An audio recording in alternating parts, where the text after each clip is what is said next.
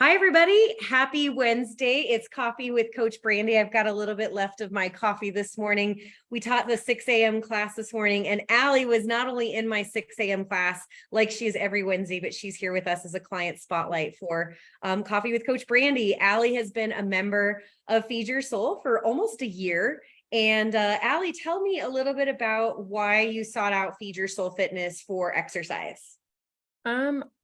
I needed something that would hold me accountable and keep me consistent. I think like a lot of women, we're pulled so many directions, especially women with families. I mean, any kind of woman, but I think we take on a lot of burden as the leader of the household, I always like to say. So I needed something that was mine and only mine. And I got to meet you and I knew it was going to be a great fit. It was just perfect. It was serendipitous, if you will. Yeah, I felt that way too. And you had a little bit of a past with some other exercise places like Orange Theory and Alchemy 365. We were looking for something a little bit different. What was the difference that you were kind of searching for? Well, I'm in my 40s now. And as much as I like to think I can keep up with the 25-year-olds, things are a little bit different. My body's different. My commitments are different. So I needed something that was challenging, but not where I felt like I was dying, or it felt more relatable to me instead of me trying to keep up and the intensity and all this stuff and hurting yourself, is I'm more mindful of that and my lower back and all the things. So when I met you and came to the first couple classes, I was like, this is my jam. It's perfect. It's such a great workout. I feel accomplished when I'm done, but I also feel like I'm not going to die. I love that I can walk the next day and not be like, we all know when you try to sit down on the toilet and you're that sore. So I'm sore, but comfortable sore, which we love. We call it functionally sore. I always joke with people like, we want you to feel like you worked out, but we don't want you to not be able to sit on the toilet or brush your own hair or whatever. So, oh my God, it's so true. And if you have kids, like I have a toddler and like picking him up, I mean, at least I can still do that. Yes. Well, and speaking of that, like you talked about like just being busy in the lifestyle of being a mom. And so, yeah, tell us a little bit about your lifestyle, because I'll brag about you. You are one of the few people I know that's a genuine hustler. Like you are the leader of your family with, managing your 2-year-old, running multiple businesses. You are a real estate agent. You have a car business. Like I probably couldn't even list them all out, but needless to say, you are super busy. Tell us a little bit about your lifestyle. Inconsistent. As much as I want to keep a routine, it's really hard when you don't have an 8 to 5. So like you said, I'm first and foremost a realtor. I own my real estate brokerage. I've been doing that for almost a decade now, and I love it. Me and my husband own a car dealership, and so love working with, I know as a woman, like going to buy a car when I was single, it was so intimidating.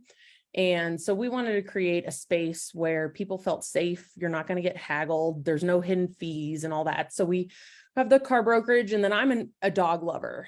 So I founded an event called Wagapalooza, which is my nonprofit where I raise money for local rescues and here in the Denver metro, Colorado area. So, and on that now we've started an apparel brand for dog stuff. So I don't have consistency in my day. Like I know when my kid gets dropped off at school, I know when I need to pick them up, and I know when my workouts are. So for me, that's the most consistent of my day. Other than that, it's like I'll have things on my calendar and things get shifted and moved and all the things. So I appreciate Feed Your Soul Fitness because it's that consistency that I need. Yeah. I know the classes I love. And I remember when I started, I was like, I'm not a morning person. I'm not doing morning. I can't imagine not going to that morning group. I mean, the women there are incredible. And the friendships and the bonds you make, it's awesome. Like I actually look forward to getting up in the morning and going. Yeah. So I love the consistency, and the workouts are always different, challenging, and you can make it as hard or as easy as you need. Like there's some days that I go and not feeling it, but I showed up. So I do what I feel is going to be necessary for me. And you and your coaches are really good at reminding us of that. This is your workout. Like, what do you need from this 40 minutes? And so I appreciate that. So thank you for the consistency. Well, I love that you talked about like, those are your 3 things: dropping off your kid, picking up your kid, and your workouts. And those are like immovable pillars. And I think a lot of women who are juggling multiple balls, getting yourself just a couple of pillars, not everything can be a pillar. So sometimes we overthink the like everything has to be perfect, everything has to be structured, but that's a really tough area to be like all or nothing. How have you ebbed and flowed with the all or nothing, but yet finally coming to an acceptance of like, these are the things I don't move for my mental sanity. Like you said, this is your me time, but everything else is kind of adjustable and wiggable, but I have to have those things done. How has that ebbed and flowed for you? I think for me, great question. I actually thrive in change and thrive in inconsistency in some weird way. However, I can because I have those pillars. And so if people who know you and know this group know macros. I was introduced to macros in 2018, lost 40 pounds. When I am like, that's another pillar for me when I'm feeling lost or unhealthy. And, and I think for me, I've also learned with my age and life, it's a journey. Yeah, I can have little things that like, oh, my brother got married, I got to lose weight, but I've kind of lost that phase, I think, in my older age, even though 40 is not that old. But having those pillars that even when you go off track that you can come back to, my God, it's just like that. It's that safe place. And I think knowing it's there for me is what gets me through it, especially when I'm feeling down or, just feeling like I could just cry, which what woman hasn't ever felt like that, where you just come in the house and you just cry. That those pillars are there and it's like, okay, I've got to get back to what's going to help me be fulfilled inside. Cause all these external things are trying to get in, but I've got to protect my internal, and it's macros, it's working out, it's, reaching out to a friend when you just want to talk. Cause I love my husband. I need my girlfriends though. Totally. It's like an armor that protects you. And I joke, but I'm serious when I teach classes and everybody comes in. It's literally putting this protective armor on from all of the natural like bows and arrows and things being thrown at you all day that you're up against, and it's protective. And I think workouts help us battle daily anxiety, daily problem solving. It really helps to improve our mood. And you've talked a little bit about, and being 42, it's true. Like, I think our pillars have changed when we get into our 40s compared to what it was in our 20s, compared to what they were in their 30s. And I think a recognition of those phase changes of what your pillars are different. And I love accepting this different chapter of life of being 40. What has your 40s done for you, like in life and working out? Like, what's that shifted for you? I think it's, I think in my 20s and 30s, and I can't speak for everyone, we worry about what people think and how we present ourselves. And I still worry about that a little bit, right? I'm also learning really quickly what's healthy for me and what's not. And that's relationships, that's business transactions, behaviors maybe that we've all downloaded from our parents. And it's like this new form of Alli coming out. And I love that Feed Your Soul Fitness is that pillar where it's like truly the safe space. And so when you have all these, like you said, bows and arrows coming at you, I love that I have a safe space where I'm not judged. I can go in and focus and just be about me and not worry about the world. I don't bring my cell phone in. I know people have the stuff on their watches, but are there risks, their watch things? I refuse to get one of those because I love that. So I don't even know what time it is. Like, I'm just trusting that the coaches are keeping track of time. And I love that I literally don't have to worry about anything when I'm inside those four walls.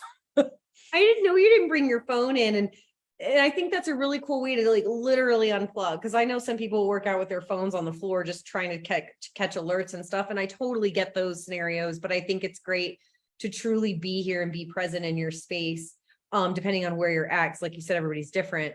But I also think that, what did you mention earlier? Yeah, that you're not a morning person. And I've been shocked because you've been super steady at 5:30 or 6 a.m. through warm months when it's bright and daylight out, through cold months where I know you had to scrape your car to get in. And I think it's really awesome how connected, like when I teach the early morning classes, you guys are all just so chit chatty. You've made so many friends within the community, so many connections. What's the thing that you love the most about the community? I think that it's raw. Is that weird? I think with today's world, we're so, what's on Facebook? How are we appearing to the outside world? There, you can literally walk in with a cold sore because, and no one gives a shit. Like, it's just raw. And, people are friendly. They say hi. Oh, you're new. Like, you feel like, okay, are they being genuine or what's going on here? And then when you're there long enough, you see the raw and the genuineness in these women that are at all different phases of life. And they're not putting on a face. Yeah. Yeah. And it's not like, I don't want to bash the other gyms, but that's where it didn't work for me. Like, everyone's perfect, smiling, like sticking their boobs out, having cute little butts. And I'm like trying to chit chat with people in there. And it's like, they're like, why is this woman talking to me?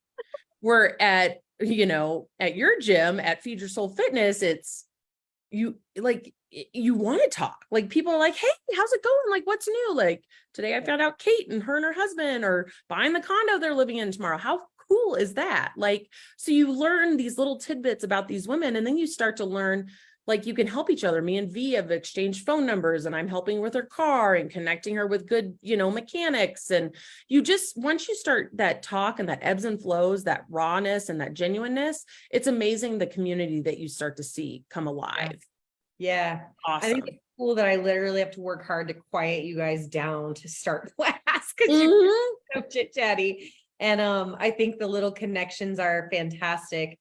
I usually use the word unpolished, and it's true. Like, even as a coach coming in, if I'm teaching a 5:30 or 6 a.m. class, I'm not going to wake up and shower and put on makeup and brush my hair. I'm going to come in raw. I'm coming in alert and awake and ready to train, but some of those things aren't done, and that's fine. And I love watching other clients come in their junky t-shirt and they're ready to work. And I love that unpolished, like you said, raw feeling. And I think that's something people miss these days, is like an authenticity to people, instead of always having to put on a face or behave a certain way or feel that like kind of level of fakeness that's surfaced through social media, Instagram influencers. One of my favorite parts of cultivating through this process. So you've certainly brought an amazing realm of community. And to finish out, do you want to share any goals that you're working on in the future? You've already accomplished so much, but what's ahead of you for the future for working out, lifting, things like that? I think just as I age, I want to be healthy. Older mom, had my baby at 40, and I want to do things with him. And so it's that consistency and keeping myself young in the ways that I can. And that's through nutrition, that's through working out, and offering myself grace, because there's times in life where it's hard. I'm going to eat the French fries, I'm going to have the hamburger, I'm going to drink the beer. But then it's coming back to, okay, done that. Now it's right back to where I need to be. So I'm not being hard on myself. I'm being, gracious with myself, so I can live a long life with my kiddo and husband. Yeah. So, and pass on good behaviors to him. Exactly. Model the behaviors instead of, exactly. I love it.